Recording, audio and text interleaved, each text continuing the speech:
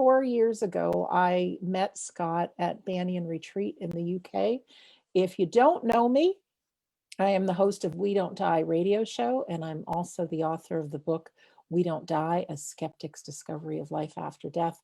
And I've been on a many-year journey, almost 25 years now, looking for evidence of the afterlife. It was one to rest my own fears to begin with. And then I found so much that I had to share it. I couldn't help but share. And Scott's just getting his camera organized in the back of the scene right now. So it'll be just a moment before he comes on. But I found out about Scott. I found out about physical mediumship, trance mediumship. There are concepts that my mind automatically went to, this seems too good to be true. And you and I know when things seem too good to be true, they often are. But in this case, they were not. We just came from our Sunday gathering, and our topic was eternity. And one of the things was, if we can learn to quiet our mind and be really in the present moment, a whole new world opens up. And that's the world of mediumship and inspired thought and all kinds of great things.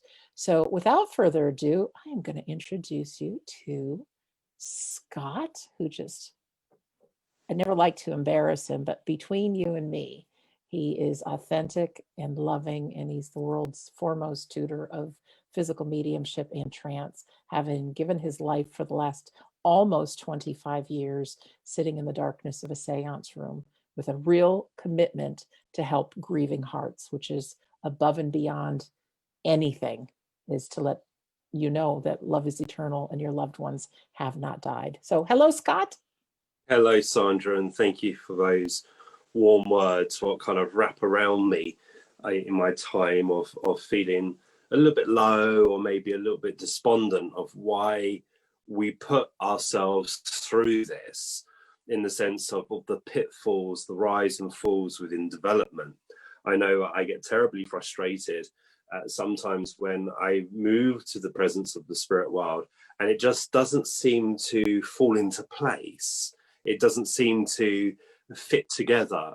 And some of you may or may not know that Darren and I went through a little bit of grief a few days ago. And, you know, grief, no matter who it is or in what form it takes, you still have your heart broken when you come in and you find that loving thing that you've loved and adored isn't there anymore.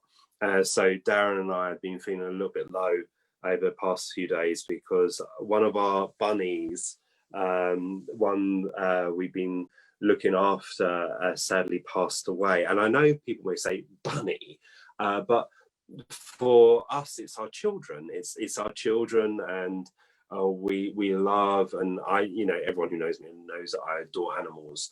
And it just kind of hit me in a really, really tender spot, and brought back a load and a wave of emotion that I thought I dealt with.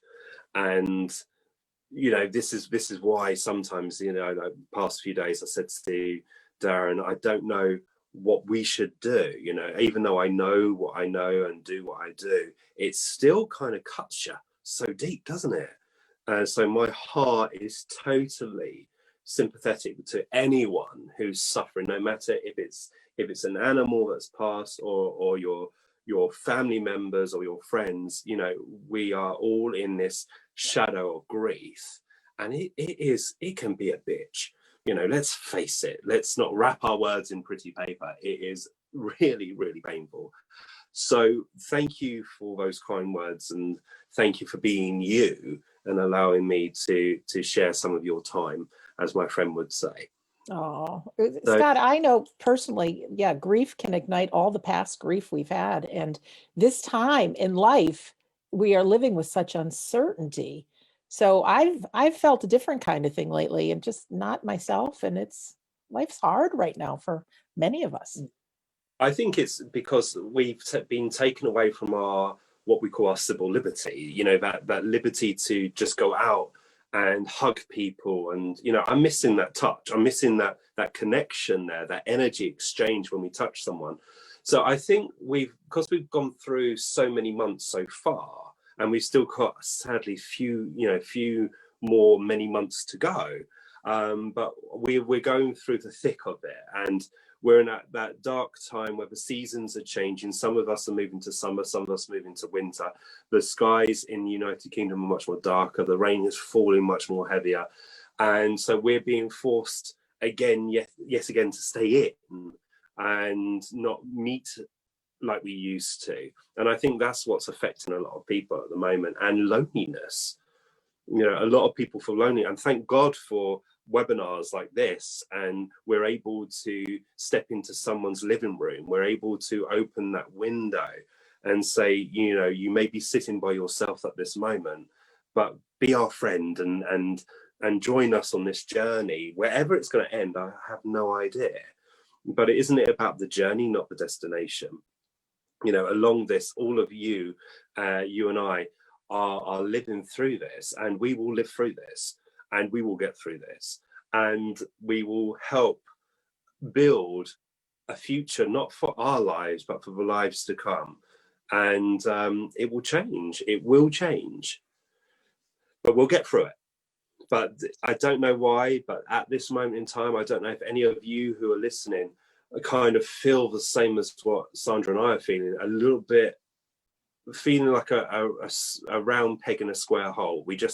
Something's not fitting right. Yeah. And I think too, mentally, we can look at our life and say, we got a roof over our head, we've got food on the table, we've got friends, we have people in our life.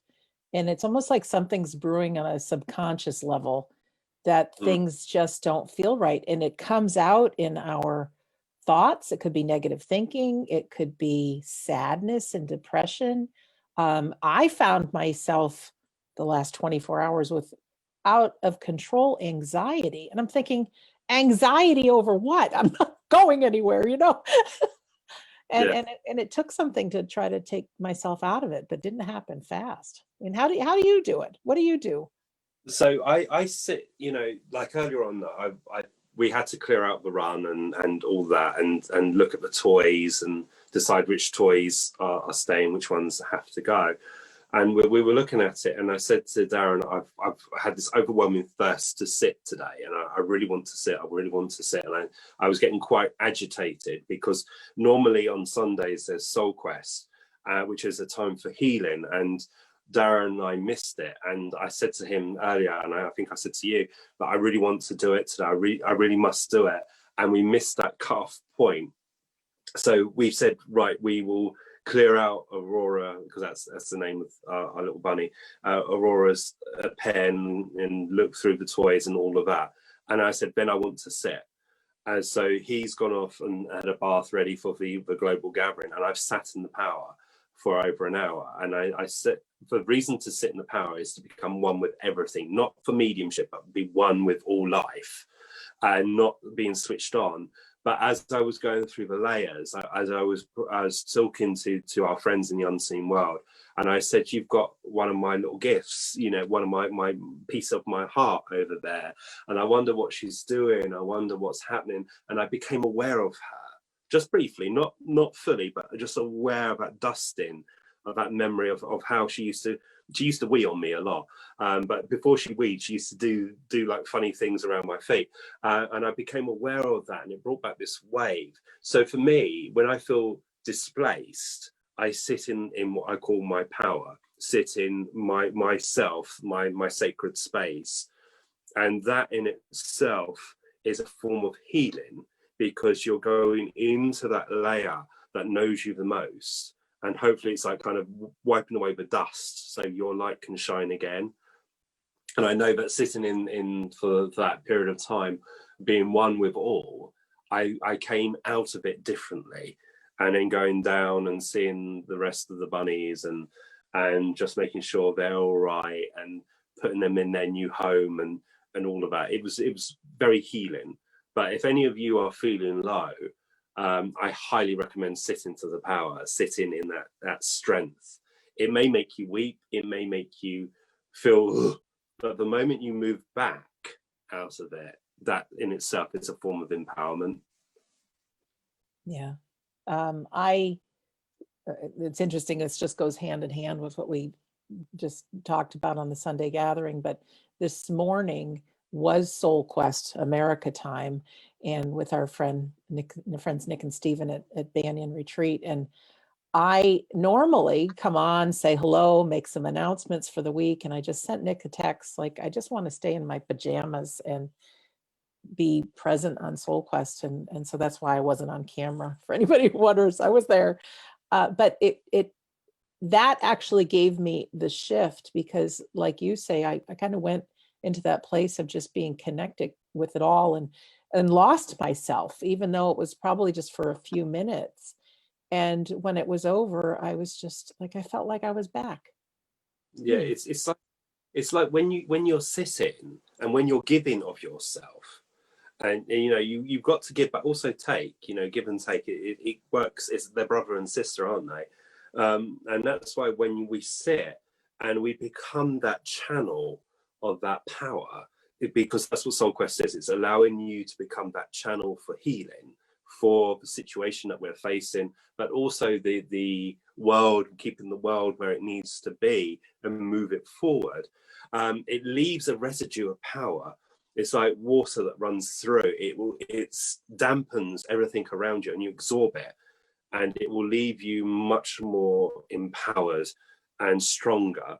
Now, if you're feeling significant grief at this moment, it may be one of those things that, you know, it will bring up the emotion, it will bring up the rawness of it, but it's that form of not healing, and I don't think you will ever heal from that situation, but it's about being connected. But then as you come back, finding a layer of your new life, and I say new life because it's changed, and for you to know, if it needs me to tell you or not, that loved one that you've had and that seems to be invisible now is still living on.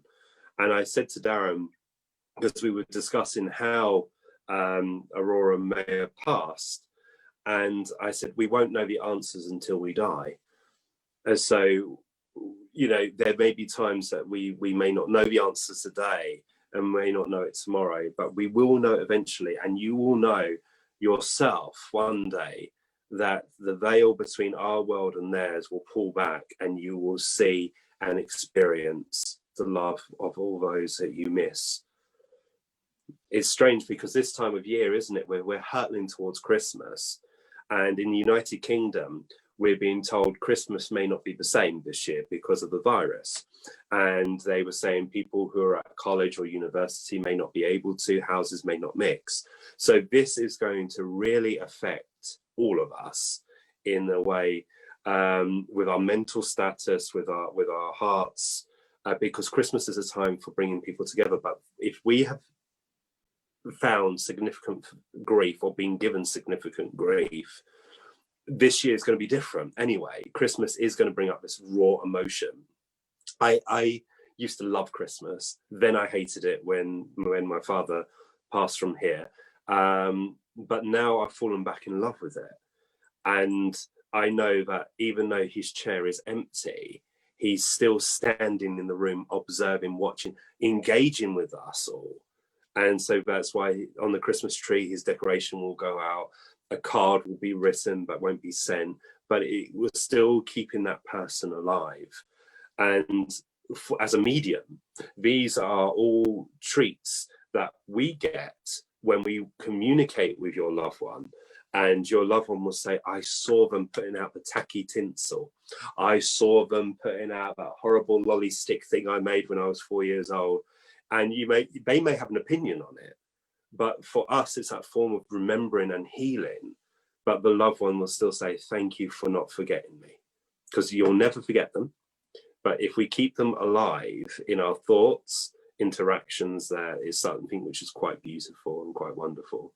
Yeah, and we need to be strong too. I mean, sometimes we have to fake it till we make it. You know, we have to be the strong one, even though everything inside of us is screaming, I can't do this, you know, and get into conversations with people you love about times in the past, and be positive. And then all of a sudden it seems like a wind of inspiration will kick in, and then happiness will occur. I mean, it takes something, but we do it on a daily basis, and we're in this together. And I think it's important that we come on today too, because Scott, I know we're not alone in this. I know there's somebody watching this right now that's like, they're not themselves and they're not happy, and we have the basics, yes, but we don't feel like we're living. So can we talk a little bit more about sitting in the power, and Yeah, how we can utilize that, because not everybody's familiar with that.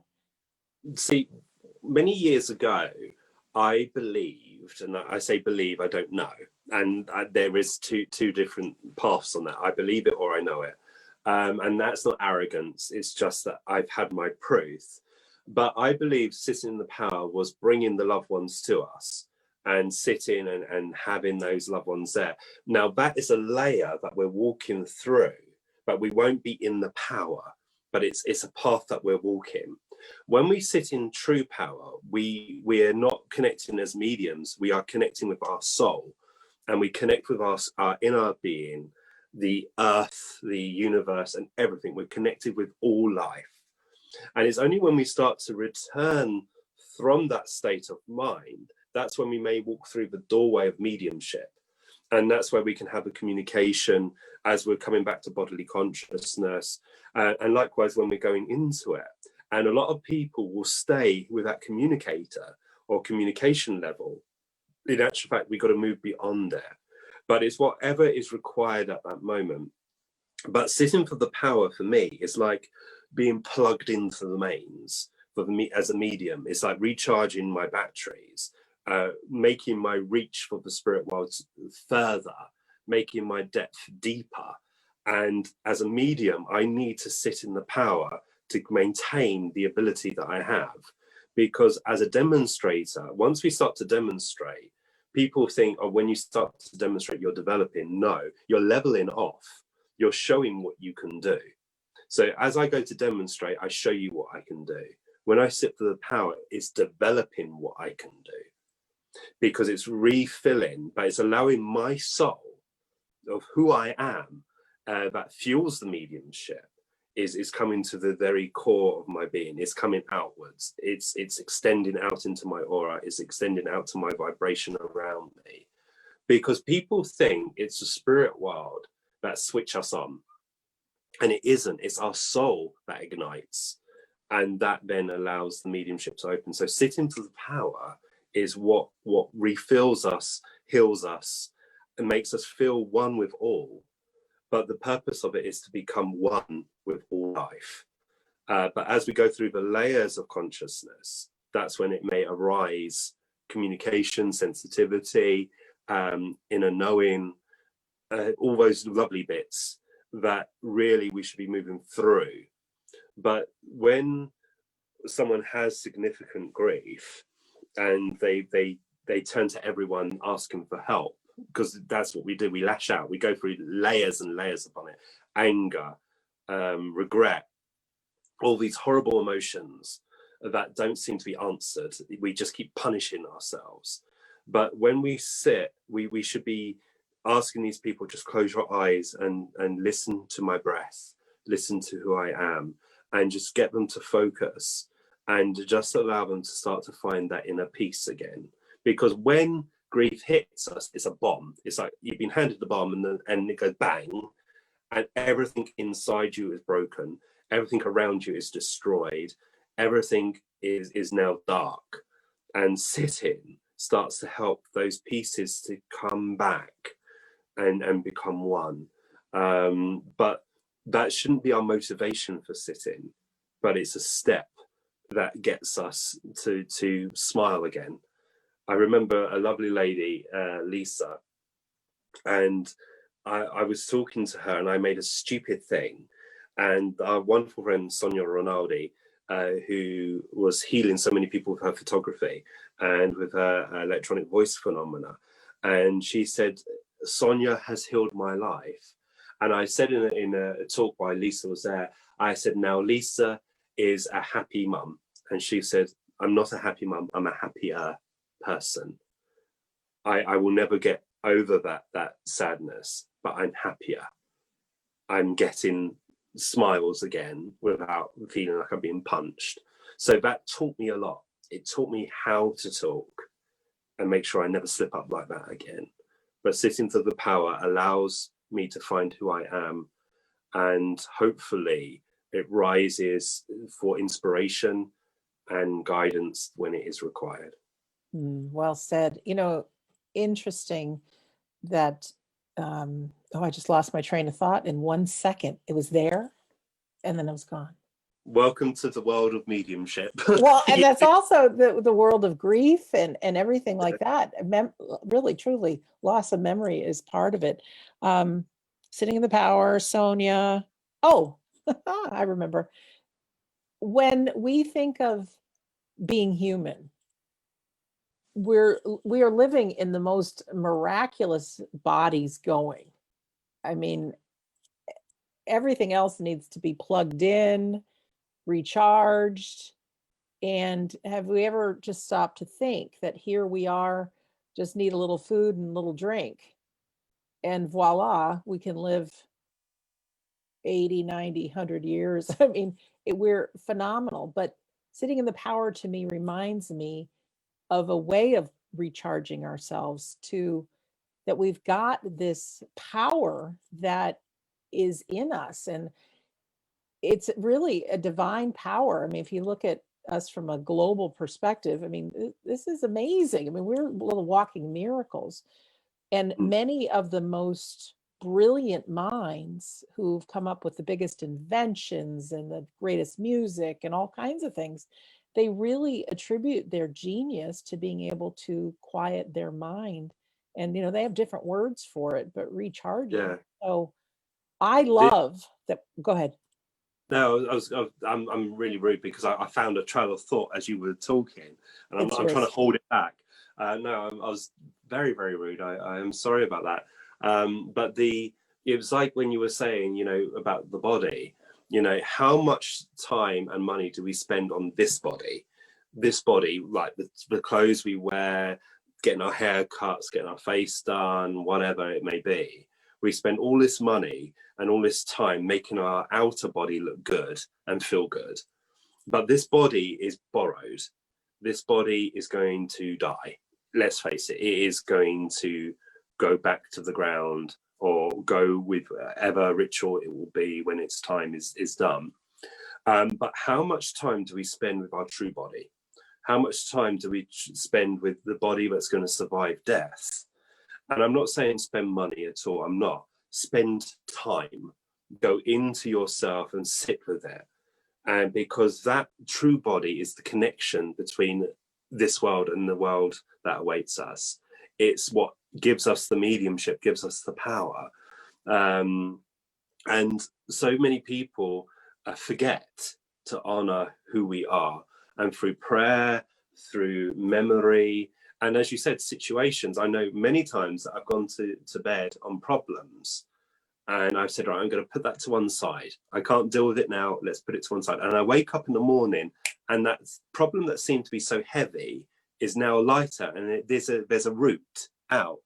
Now, Darren and I own a shop and it's gone through significant troubles. It's been times when we've done an 18-hour day and still we go to bed hungry because it's not making any money, it's not surviving. Sad story, yes, whatever. But then I started to speak to the spirit world and I said to them, is there someone in your world that used to be artistic who could dress a window for us? And if they want to share their knowledge, I'm going to be here to listen. There's the window, do whatever you need to. I go to bed at 3 o'clock in the morning, I'm wide awake, and I've got thousands of ideas going through my head, and I get the design in my head given to me. And then I have to find a Betty Boo. I then have to find this. So I then reach out to the universe again and say, okay, if this needs to be done, I need to find it. And it seems to just flood in.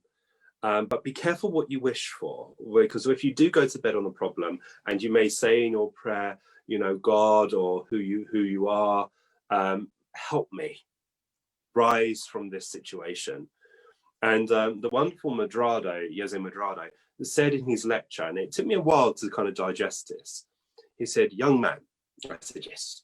He said, "Do you have problems?" I said, "Yes." He said, "Does your problem have a solution?" And I went, "Yes." He said, "Well, it can't be a problem then, because it will solve itself." So I thought, oh, okay. He said, "Does your problem have a solution?" And another time I said, "No." He said, "Well, if it doesn't have a solution, then it can't be a problem anymore. Get rid of it. You're not going to win. Put it to one side." And it kind of stuck with me. And it confused me first. I was like, what the bloody hell are you been drinking, Medrado? And then I thought about it. If I cannot overcome this situation, then why am I allowing it to consume me? If there is a sunrise, but there's a path I must walk first, then let me take it one step at a time. It will heal itself. But I sit in the power, and I said to the spirit world, obviously because my work has changed, because now my work has changed, because not everyone's going to be comfortable coming sitting in a confined space with me to hear the voices. So I've had to put a lot of effort into the shop, a lot of time, and we've changed it from a normal traditional cafe to American diner. And I reached to the spirit world and I said, look, all the kids who are creative, you know, what would you like to see in this diner that we're creating? And then I get Superman go through my head. I get Batman go through my head. I get this go through my head. And I said, okay, shall I try and create something for you? And then Halloween arose in my head, and a designer from the spirit world showed me how the window should look. So it's interesting how our friends who are unknown will still dust your consciousness with something. It shows you how close they are.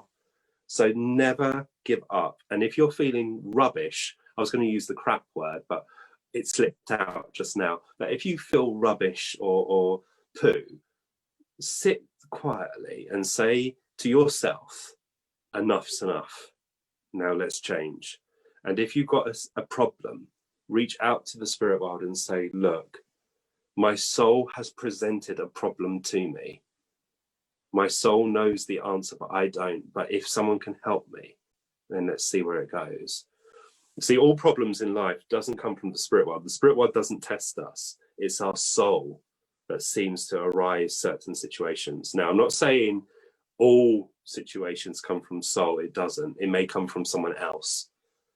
But sometimes when something is given to us, it's for us to digest. Oh, I feel all inspired. Oh, you could keep going. Talk a little bit about these people that have lived that are around us, because sometimes it's easy to be convinced that we're alone. Oh God, yeah. There's so many times. I sat earlier, as I said, and I became aware of a great mind drawing close to me, and this great mind had 1,000 thoughts in a second, and trying to control and digest each thought that was moving. I couldn't keep up. But then, as I slipped into where I call my power, my place of rest, then I went completely silent.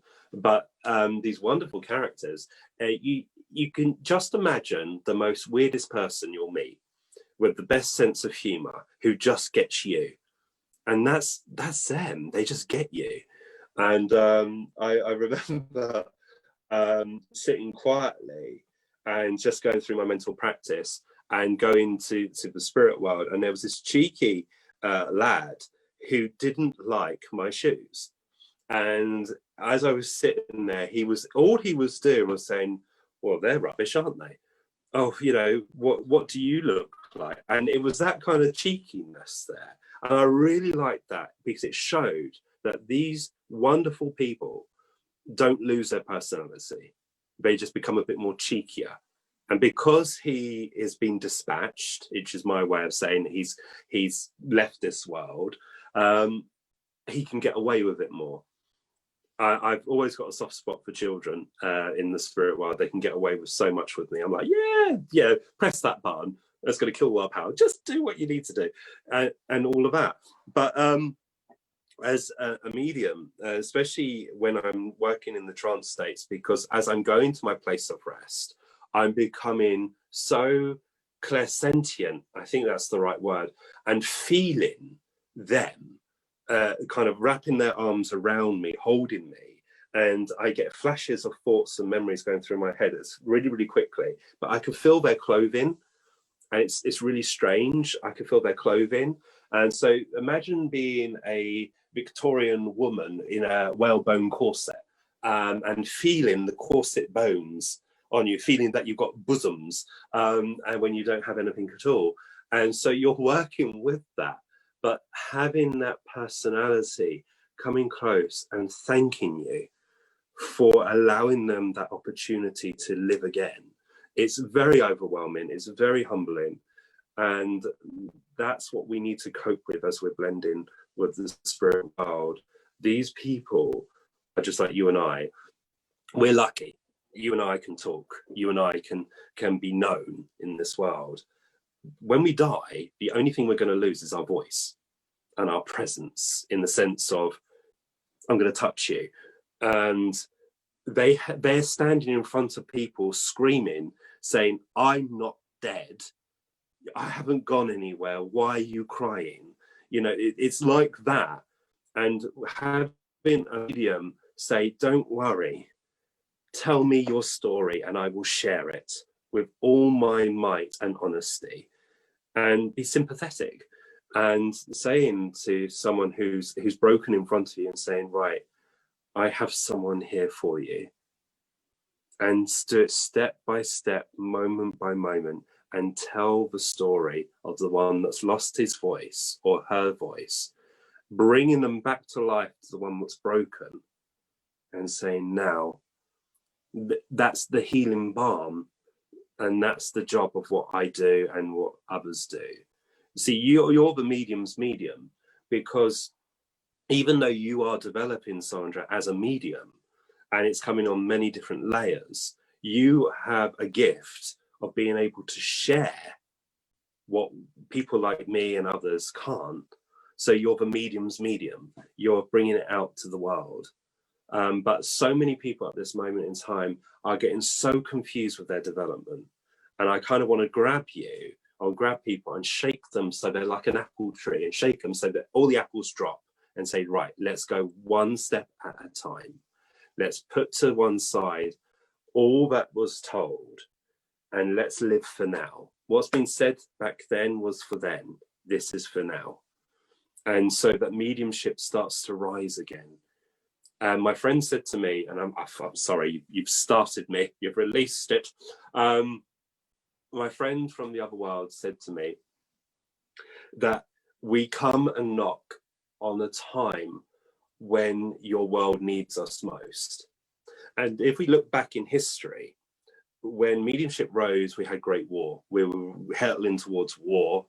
Then we had great suffering. Then we had change.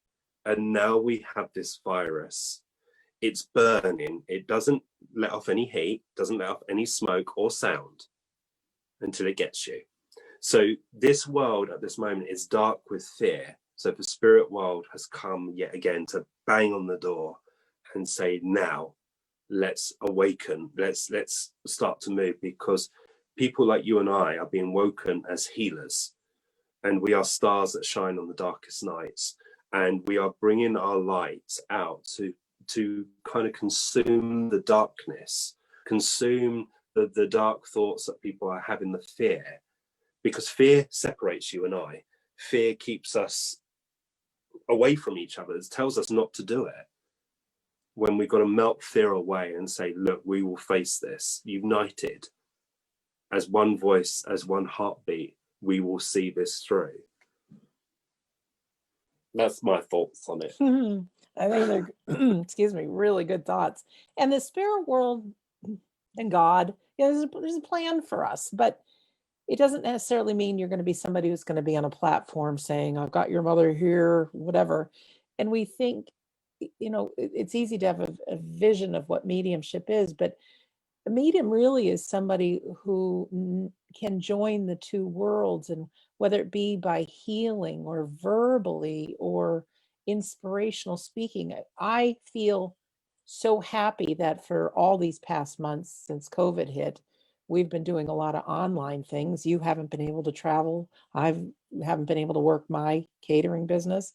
So every Friday, you do a trance demonstration, and while your eyes are closed and you allow your spirit friends to speak through you, I know myself and so many other people have been able to ask questions and feel the love coming from the spirit world because you signed up for Let Me Be a Vessel, and you learned how to sit in the power and go after that. So I'm not too sure where I want to go with this, your inspirational kick back in. But I think for each one of us, if we can take that quiet time with a sincere prayer to our team to be used and to make a difference, they're right here for us. See, it was kind of a wet flannel in the face when you said that. You know, that's a phrase made up by me, a wet flannel. It's like being slapped in the face there quickly because you said signed up, and it kind of took me by surprise hearing that, and it made me think: did we truly sign up to it, or was it a situation that arose? Do you know? I actually wanted to be a paramedic. I wanted to be a first response paramedic. I wanted to turn up when there's significant disasters. If I could have been any help, I don't think I could. I probably would have screamed and passed out and said, oh, you know, good luck, dear, and all of that. So even though that was my dream, I was heavily dyslexic. So in panic mode, I go visually blind. So I go word blind. Can't catch a ball, can't do that. I go completely scatty. My second thing was I wanted to be an antique collector. I love China. I love Royal Doulton. I love Beswick. I love Wade. I love those things. I love old things which have been touched and loved because it makes my imagination think, who used to own this? I was supposed to work in a auction house when I was at school, and just before I went, my appendix burst and I couldn't work. I couldn't do it. And my career changed and I became a dustman. So I used to pick up trash. For 2 years, I picked up trash, hated it. I was bullied a lot. Then I went into retail and worked in retail. And it still didn't feel right. So every path I've walked, it hasn't got me to where I wanted to be. It's brought me on a greater journey that opened the door to being asked to attend a seance and then being kind of hooked in like a fish into mediumship. And it made me want to learn more, but also help, because I didn't class myself as a medium. I wanted to help develop people so that they can do all the work and we can enjoy their development. Because as a trance medium, we sit there and dribble, break wind and fall asleep. And wonderful things can happen through us. But then when you arise from that spiritual sleep, you will have recall, but it won't be the same as being in the presence and the moment. So my idea was to develop other people so I can sit back and listen to the wisdom and be lazy. And that wasn't part of my journey. So mediumship seems to be the only thing that I stuck at, because you'll never have the same day twice. When you go into retail, it's like beep or tap, tap, tap and all of that, or making the same coffee again and again and again. But mediumship is ever changing. The sad thing is, for me to do my job, for me to do my work, someone like you had to walk through this devastating bomb of having someone leave your side. That's the downside to it. So in order for me to work as a medium, you who are sitting in front of me are going to have to go through significant pain. And that's the dark side of mediumship I don't like. Every person that sits in front or comes to a seance they secretly want to have that communication, even though I stress, hope that the person next to you gets a message. If we're all thinking of someone else, it's a great atmosphere to welcome everyone in. But there's a lot of pressure, and you're surrounded and smothered by death. And that in itself must be a stark reminder of a wet flannel in the face. For us to do our job, the person in front of us has had to go through hell. And we've got to try our best to help them walk through that tunnel and walk out that woods into something else. That's weird. I've never thought of it fully like that until I've heard myself speak it. But yeah, it's a sad thing what we do, in the sense that everyone who wants to come and watch you or work with you have gone through significant trauma. Yeah, it is. But on the flip side, it has, like, I never thought I'd be doing this. This is the last thing in the world I thought I'd be doing, is sharing about the afterlife. The death and grief put me on a spiritual journey, one that had started out me looking for answers, and then I couldn't help but share. And so I seem to think, while I don't think Sandra Champlain as a youngster thought I'd be in this, maybe at some point my soul signed up for it. Might not have been we picked it, and let me be a voice and let me help heal, and the things I share, let it help others. Yeah, it's strange, isn't it? And it's like when I look at you, I see someone greater and stronger, because you have a stronger voice that touches more people, and you are coming from a real perspective. People say you're gifted. I believe the gift has to be shared. You've got to share the gift. And what you do is that you're sharing it in the way that it is strongest for you. So I see you as truly gifted, because you can do things that I can't do. You are doing stuff that I cannot do. You are really my medium, as I've said many times. So you are my voice that allows my experience to then stretch out to other people. So you are going to be held by the spirit world in high regards, because again, mediumship is, even though the title medium, a person that walks between the two worlds, you're still healing those silent voices.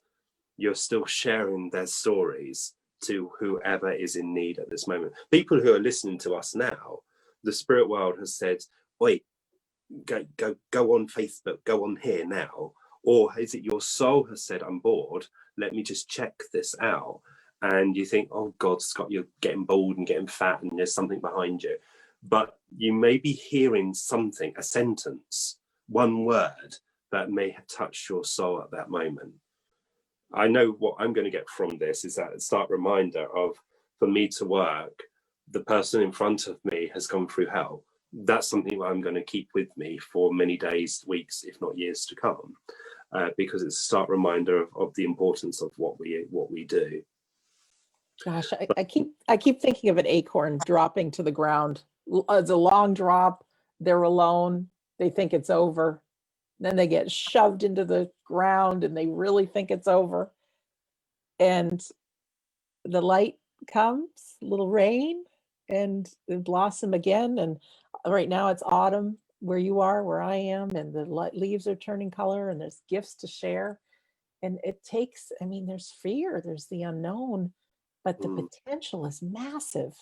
Yeah, it's like the changing of the leaves is the final gift that is going to fall. The colors that come to life bring us healing, and as it drops to the ground softly and gently, and like the acorn, it could be trodden into the ground, it could be trodden on, it could be brutally forgotten, but one day that tiny virgin blade that comes, that doesn't know the sharp cut of the blade, that's from what's her name?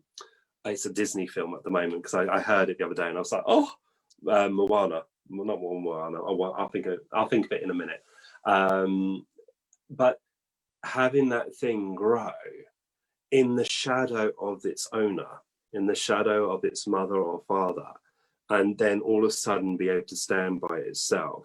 And it's like development, we have to fall and go into the silence and build ourselves. And now we have to share. And we've got to encourage people like you and I to come into the warmth of mediumship. And you may have different reasons why you're coming into mediumship. It could be significant grief. It could be because your soul has told you so, or fascination, or you've been dragged along. But you are on a path now because the spirit world's interested in you. And it's up to you to find out why that interest lies. So we've got to think of it that way. I love it. And I feel a little bad saying this, because at the beginning when COVID hit, my whole world was turned upside down, and everything I thought was how I paid the mortgage and paid for my insurance, everything was taken away. And you and I and Darren and Carrie and Phil, I mean, we're friends, and not coming from a way to make money, but from a way to, like, how can we serve? We created doing these online courses. And for people who don't know, every Monday, every month, we do a Trance in the Altered State workshop with Scott. And then on Wednesdays, we're with Carrie and Phil for psychic, and Thursdays for mediumship. And I have gotten so many responses from our global community, because what I picture is this globe and all these little lights going off of all the different students that are learning how to sit in their own power and develop. And what I originally thought was a curse, for me personally, has been a gift, because my soul is expressing what I want to do. And I always thought it was going to be in front of live, real people, which it will be again when we start doing our live events. But we can't dismiss that we are touching the lives of just thousands of people online. Yeah, I think it's changed all of us in the sense of relics like me and others. And I hope that no one will take offense to me saying that. But the likes of Eileen Davies, Paul Jacobs, Mavis Patilla, who are outstanding mediums, who were taught in a way that they would stand in front of people. And because this world has changed, it's opened the door to the internet. And so that they're sharing their gifts on the internet. And so it's touching people who are unable to travel or may not have the funds to do this or that. And so it's allowing their mediumship not only to touch the world, but also then to be recorded. Because I look at the wonderful Gordon Higginson, for instance. Gordon Higginson will always remain the pin that holds mediumship together. He himself saved Stansted Hall from going bust. He demonstrated he had such a unique, wonderful, incredible ability, but he selfishly died in 1993. And I wasn't able to meet him because I didn't come into this until a couple of years later. So when I was with Glyn Edwards or Eileen Davies or Mavis Patilla or Paul Jacobs or Gerard Smith, I had heard these stories about this wonderful man. Now, I can't read books, so I was thirsty to try and listen to his voice or experience how good is he. Because you watched Eileen work, outstanding, Mavis Patilla, breathtaking, Paul Jacobs, stunning. Glyn Edwards was such an incredible, charismatic man. And each of them carried a token of what Gordon was able to share. So you look at them, and from my point of view, these were the best of the best. And each of them was saying that Gordon was much further than them. And I said, that can't be possible. And then tiny videos started to arise on the internet of showing how Gordon worked. And I thank God to whoever recorded them. So now Eileen is on the internet, and her work's being recorded. Mavis Patilla, Paul Jacobs, you know, these wonderful people are now sharing their gifts, but it's being held now in history. And it's not going to be in pages of the book. It's going to be, you tap a button, you're able to sit there and watch these wonderful people show their gifts in significant times. So there are dark sides to this virus and its opportunities to show our gifts. Obviously, there's uncertainty the way forward, but we just have to work together and work in this new way of thinking. I know the spirit world said to me, because I got badly hurt in a seance a few years ago, and they said to me, for me to get back to where I was, I need to take a year off. And I said, I can't do that. I cannot do this. And I did say, and I said it publicly, I can't do that. But this is what they've said, that I'm going to take a year off. And I was like, yeah. And then this came. And this, you know, I haven't demonstrated in seances since March. So it's already starting to predict that I'm having this year off. Now, I'm not saying for 1 minute that the spirit world orchestrated it, but I think the situation was on the cards and they said, right, use this time wisely.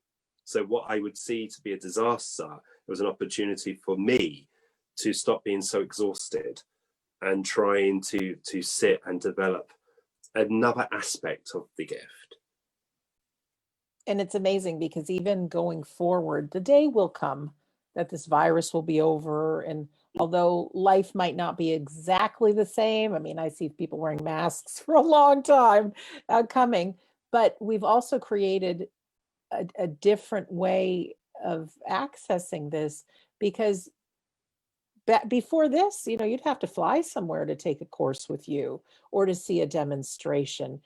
Who knew we could do these things online as far as the trance demonstrations? And your sitting with you every Monday has given me so much power, and it's like kept me plugged in to this greater reality. And I think everyone needs to have some kind of system in their life that allows for that. And I can't go a week. Of course, you've got your eyes closed on Friday, but the inspiration and wisdom that comes through your spirit friends is just amazing. And so while eventually the world will get back and you'll start traveling again and I'll start traveling again, we will continue to do things online because we reach a larger audience. We've made friends all over the world. And then eventually when we do get to travel, we get to give people hugs in person. Yeah, and I think good things are worth waiting for.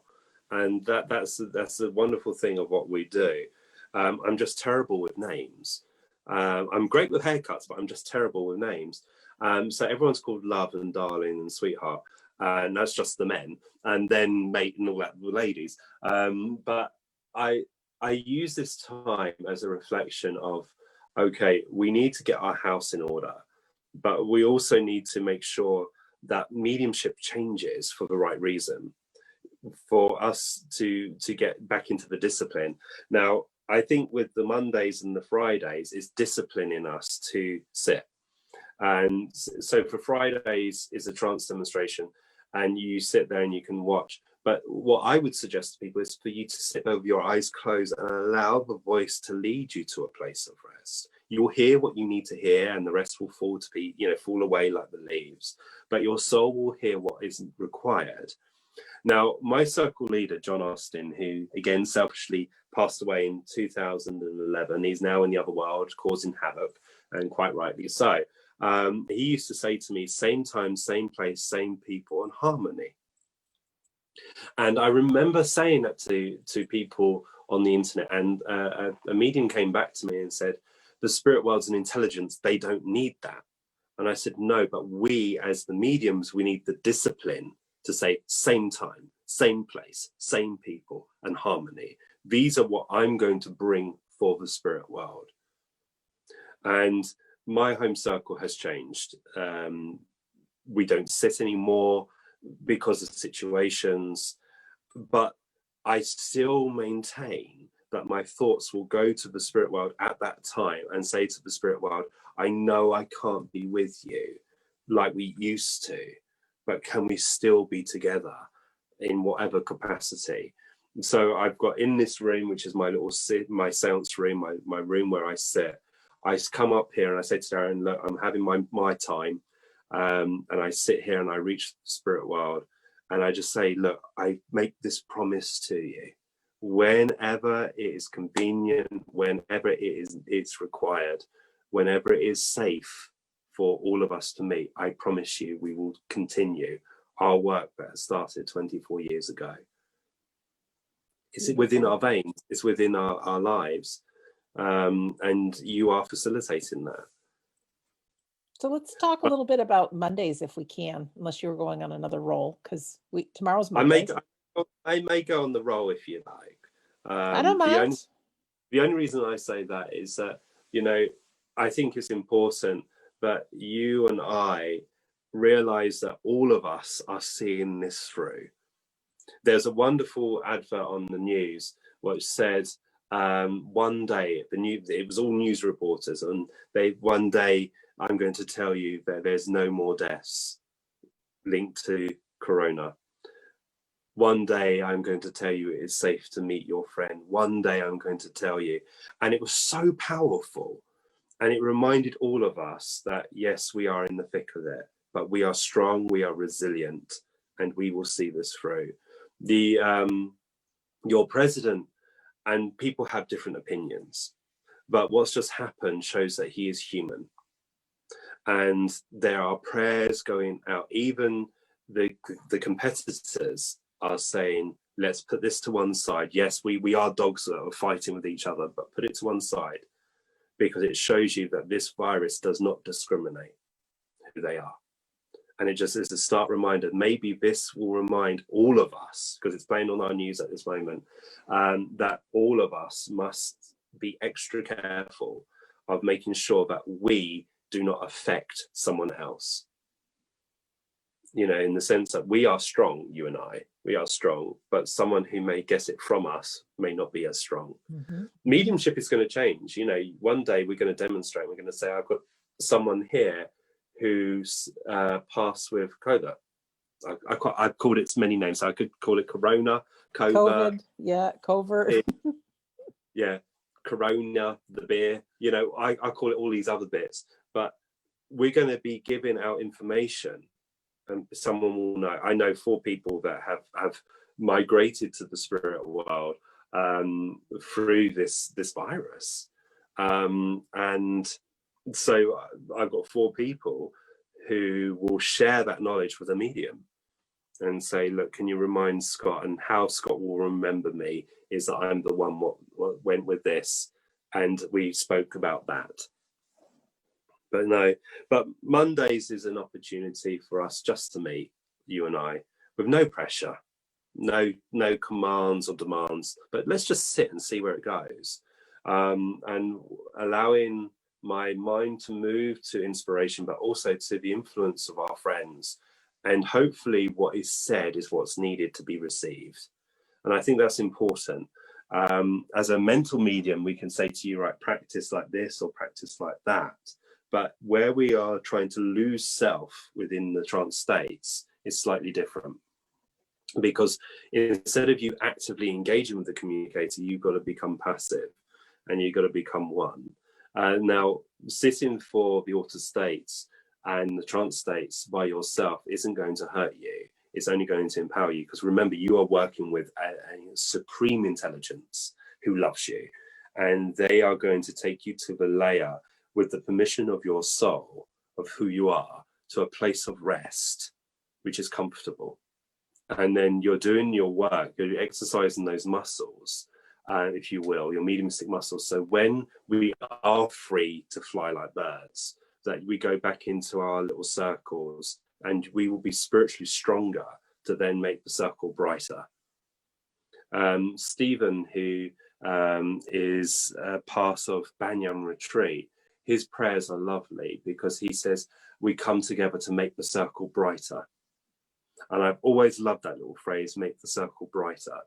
because it's love and power that we give to make that light much more stronger. Well, we have lights going on all over the world, making it bright then, because we've got they're like little stars. Isn't it interesting that on a clear night we stand out and we see maybe 50 stars, but if we sat and concentrate, we move beyond those lights and we see thousands upon thousands of other lights and colors.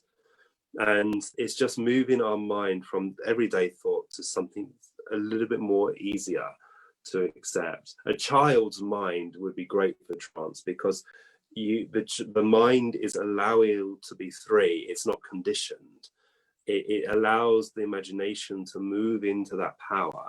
And as a medium, we got to kind of allow the imagination to be set loose, but in the logical and rational way.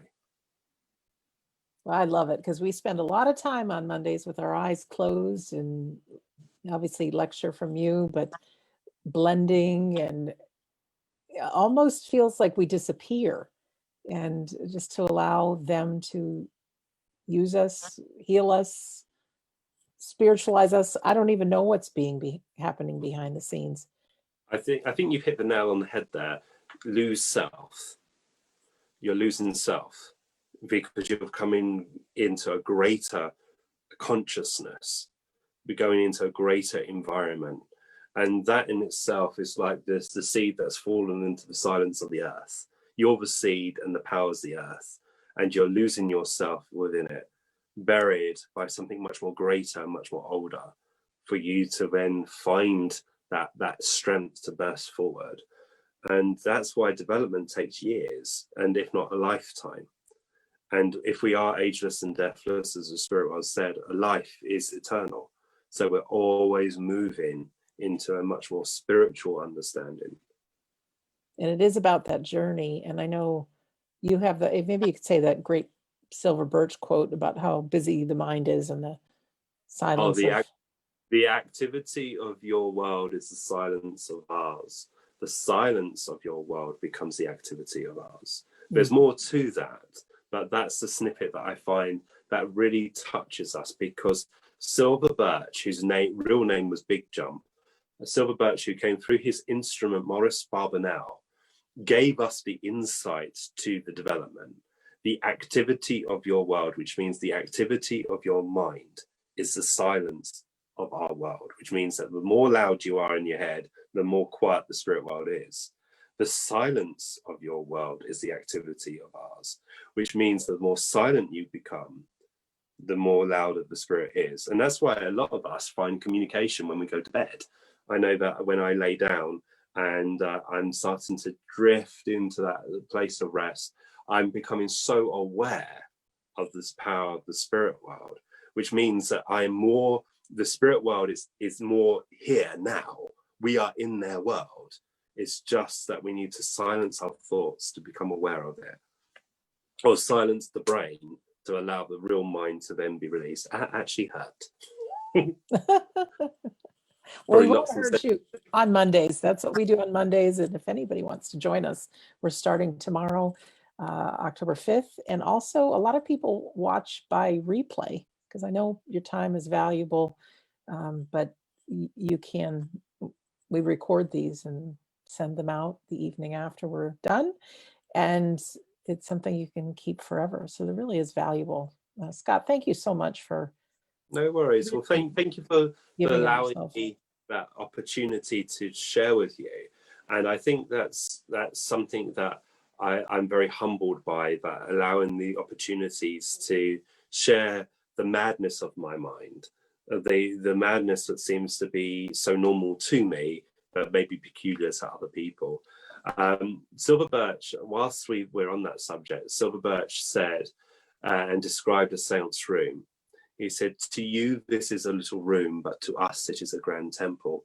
These little walls have vanished, a radiance of dazzlance of brilliance. Hundreds upon hundreds assemble here, each with a mission to perform, some to serve, some to be served. To you, this is a little room, to us, it is a grand temple." It makes us more aware that how we perceive something. People think development is hard. And if you believe it, it will become hard.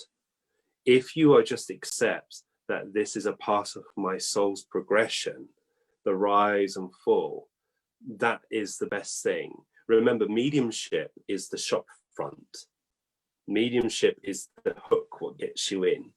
Behind mediumship is the philosophy, the understandings of why things arise in your life, how you accept it and cope with it. And there are extraordinary people with extraordinary abilities that can manipulate objects like I'm talking to you now, like Masala Bacci, Jose Madrado with the paints. You've got Sonia Rinaldi with the technology. These are all people who have a very raw ability, but they just accept that this is a part of their life. I think Leslie Flint said it was in the best possible way. It's nothing to do with me. It's all to do with them. And we are just merely the mouthpiece, the speaker, the instrument, the hammer, which is all being wielded by a greater power. And to be a good medium, I truly believe you have to put self to one side. It's not about the applause. You're not Tinkerbell. You don't need applause to live. You just need to give yourself that opportunity to make mistakes and make them good, but also to realize behind all of these stuff that your dreams may hold, there's a voice just waiting to be heard again, and a heart that is broken that needs to be touched again. And that's how powerful the gift is that I hold, you hold, and everyone holds, to be shared, to heal, because we are the healers between the two worlds, healing the need of the bereaved as well as healing the need of the spirit. Oh, it's just beautiful. And for anyone who's interested, we've got a lot of free stuff as well. The main website that I have is WeDon'tDieRadio.com. There is over 350 episodes now about the afterlife. We've done some Sitting in the Power with Scott. That's on YouTube. Some great episodes with him as well. There's a calendar if you want to join in one of our Friday things or Monday things. There's a store button. If you scroll down, there's some trance sessions and demonstrations there, upcoming things. There's just a lot there. That's our home base. And I'm sure this is somebody else's quote, but it just came to me. And it's just this times of uncertainty. If you're without, go within and take that time. I'd say, see, that's lovely because, go within. There may be a storm outside, but inside it's safe. And, this is one world, this is the inner world. Go into the inner world, then find your peace with it there. I just think it's lovely. And who knows, we are now in history, you and I, saved on the world of Facebook or wherever it is being done. YouTube, yeah. you all that loveliness. We are held in history, and maybe someone in the future beyond our lives are now looking back and saying, God, look how they dressed, look how they coped with this situation, but look how mediumship was different then and how easier it is now, because you and I have paved a way and laid a stone for others to walk, cleared away the rubbish of doubt so that we paved a way for someone else. Isn't that the greatest legacy that you and I can leave? We are links in an ever-growing chain, and we're all linked together as one. Mm-hmm. Thank you, Scott Milligan, for this chat with us. Thank you for making me feel better. Oh, you made me feel better. That's a little secret, by the way, if anybody wants to know. When you start talking about something you love, you start feeling better. So. And if not, I highly recommend bunny therapy. And for those who don't know about bunny therapy, is that we got two rabbits, Cinderella and Aurora. And Cinderella was pregnant, gave birth to 8 little pups. Sadly, 5 were stillborn, 3 survived. And I would lay down while they're little pups, and they would come running around me, nibble Aurora used to pee on me a lot, especially on the face, which was not good. And that used to make me feel normal. I suppose normal is the wrong word, but made me feel loved, and it made me feel better. And sadly, Aurora has left us 2 days ago, but now leaves a big, big mark upon our hearts. And so that every time I have bunny therapy, I think of her. And, you know, she must be in the other world peeing on me, but I am unaware of her love. Well, she'll be right there to meet you when you take your last breath here. I'm sure you're going to have a Yeah. whole... As I take my last deep breath in, she pees on me. Well, before we leave you're crazy. He's crazy. We do have fun like this whenever we're together. But if you are someone who are suffering from grief right now, our biggest condolences, a hug. It's something our bodies and minds have to go through. There's no easy way out. I so wish there was. I have a free audio called How to Survive Grief. And also, if you'd like a complimentary copy of my book, We Don't Die, when you go to wedon'tdieradio.com, there's just a little pop-up that says join our email list. And if you do, immediately, it'll say a few chapters of my book. It's the whole book. And chapter 10 is really detailed on how to survive grief. And like I said, there's also an audio. And back to Scott for some closing words. I was going to say, instead of me giving closing words, do you remember that quote you gave, where to put the soul? No? Can't be in the earth. Yeah. Could you say that one? Because I really miss it. Do you remember it? Which one are you talking about? About the where does we put the soul? Okay, keep everybody busy for a second. I'll grab it. Okay. Sandra said something to me a little while ago, and it really left me breathless, because I love things that make me think and think beyond that thought. And so when she said it, it left this residue, but can I remember it? Can I not? This is the great thing about what we do. I'm very forgetful.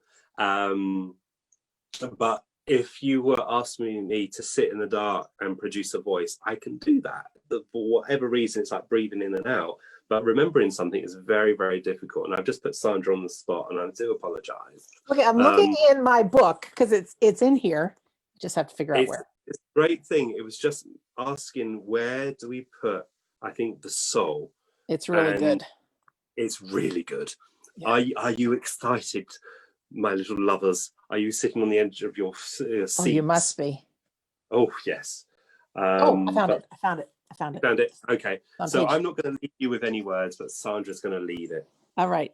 It says, the Creator gathered all of creation and said, I want to hide something from the humans until they are ready for it. It is the realization that they create their own reality. The eagle said, give it to me. I will take it to the moon. The Creator said, no, one day they will go there and they will find it. The salmon said, I will bury it on the bottom of the ocean. No, the Creator said, they will go there too. The buffalo said, I will bury it on the Great Plains. The Creator said, they will cut into the skin of the earth and find it even there. Grandmother Mole, who lives in the breast of Mother Earth and has no physical eyes, but sees with spiritual eyes, said, put it inside of them. And the Creator said, it is done. I love that. That gives me tingles. See, this is proper wisdom and stuff that makes us think further. I wonder now how you, who are listening to these words, will find the answer, even though that Sandra's words had led you to the very steps. Well, now you must move forward. I wonder if you will find it within yourself one day. And if you do, let me know what you felt when you discovered that precious pearl within you. So thank you, Sandra, for letting me be a part of your evening and day. Thank you guys on Facebook for allowing us to be crazy for you.